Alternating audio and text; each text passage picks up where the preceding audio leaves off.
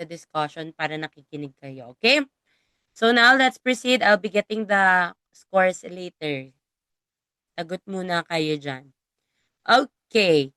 So just like what I have said, everyone, earlier, that when the exam is grammar, siya yung pinakamadali pa. Parang bonus pa yan sa inyo. Kasi po, pag grammar, ang clue ng grammar ay laging nasa sentence.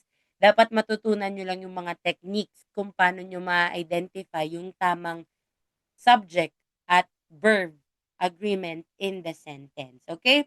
So dito, just like what I have told you, identify what is your subject. What is your subject here? Everybody. Very good. Everybody. Everybody is your subject. Okay? Now, si everybody, ang inyong subject. Once na makakita nga kayo ng everybody, clue na yan. Okay?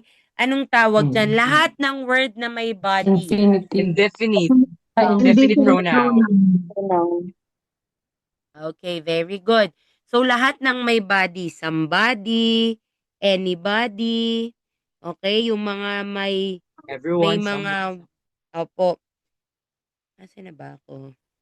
Anybody, tapos lahat ng may mga one, someone, everyone, anyone, no one, okay, lahat din ng may thing, everything, nothing, anything, something. Okay? At marami pa pong iba. Pag nakita nyo sila, ang tawag po sa kanila ay indefinite pronoun. At pag nakita nyo silang indefinite pronoun, they're always Function as singular. Must take place as from the verb. they're always singular. So, automatic, pag nakita nyo yung word na everybody, dapat, anong gagawin? Remove nyo na kagad. Proceed with the next step, which is eliminate the option that is in plural form. Okay? So, ano yung mga pwede nating i-eliminate?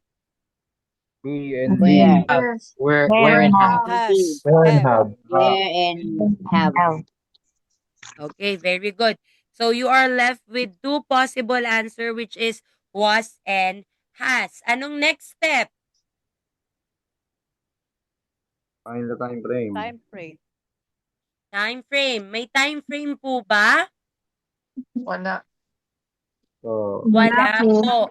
Pero meron diyang word na nagbibigay sa inyo ng oras. Ano yon?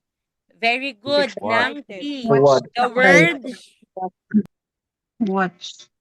To what? Excited. the word excited, because the word excited is in already, siya ay naka Past tense.